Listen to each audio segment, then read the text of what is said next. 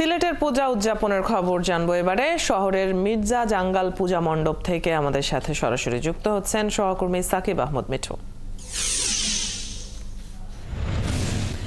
মিঠু, আপনি যে মণ্ডপে আছেন সেখানে ভক্ত ও দর্শনার্থীদের ভিড় ইতিমধ্যেই দেখতে পাচ্ছেন কিনা, কি কি আনুষ্ঠানিকতা এখন সেখানে হচ্ছে? আসলে মূলত ষষ্ঠীর মধ্য দিয়ে এই পূজার আনুষ্ঠানিকতা শুরু হয়।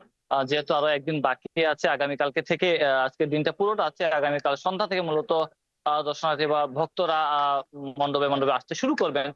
এই মুহূর্তে আমি আছি সিলেটের মির্জাজাঙ্গাল মণিপুরি রাজবাড়ি পূজা মণ্ডপে।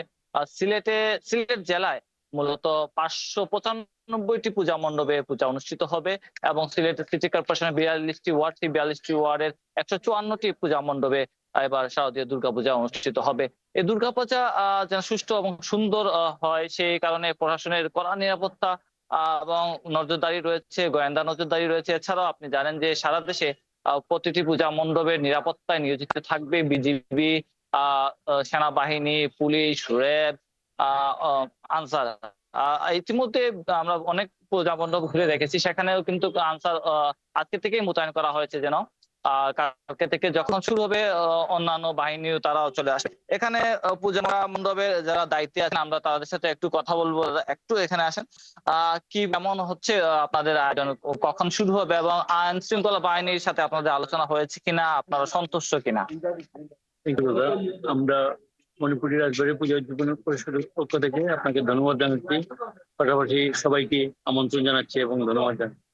আমাদের এখানে পূজা মোটামুটি সম্পন্ন হয়েছে। পূজার কাজ আগামীকাল ষষ্ঠীর মাধ্যমে আমাদের পুজো শুরু হবে। আইন শৃঙ্খলা বাহিনী সবসময় যোগাযোগ ব্যবস্থা করছে, এই আনসার নিয়োগ দিয়েছে। আনসার বাহিনী আমাদের এখানে থাকবে এবং নিরাপত্তা কাজে ব্যবস্থা করবে এবং সেনাবাহিনী এসে কিছুক্ষণ পর পর এসে যোগাযোগ করছে। ওনাদের কন্ট্রোল রুমের নাম্বারও দিয়ে গেছে, যদি কোনো সমস্যা হয় বলছেন যে কন্ট্রোল রুমে যোগাযোগ করতে। আর বিভিন্ন স্বেচ্ছাসেবক বাহিনী আমাদের সঙ্গে যোগাযোগ করছে, বিভিন্ন রাজনৈতিক নেতৃবৃন্দ এসে যোগাযোগ করছেন এবং আমাদেরকে সহযোগিতা করছে। কখন থেকে শুরু হবে মূলত আনুষ্ঠানিকতা পূজা? আগামীকাল মহাষষ্ঠীর মাধ্যমে আর কি, সন্ধ্যার সময় মহাষষ্ঠী যে লগ্নটা পড়ছে আর কি, মহাষষ্ঠীর সময়টা সন্ধ্যার দিকে, সন্ধ্যা থেকে আমাদের পূজা মণ্ডপ শুরু হবে পূজা। ধন্যবাদ আপনাকে। আপনি যেমনটা শুনছিলেন যে পূজা মণ্ডপে যারা পূজার কর্তৃপক্ষ, যারা কমিটি আছেন, তারা বলছিলেন যে তাদের সাথে বিভিন্ন বাহিনীর ঊর্ধ্বতন কর্মকর্তারা বারবারই যোগাযোগ করছেন, কোনো সমস্যা হলে তাদেরকে দ্রুত সময়ের মধ্যে জানানোর জন্য। অর্থাৎ নিরাপত্তার আশ্বাস সেখানে রয়েছে।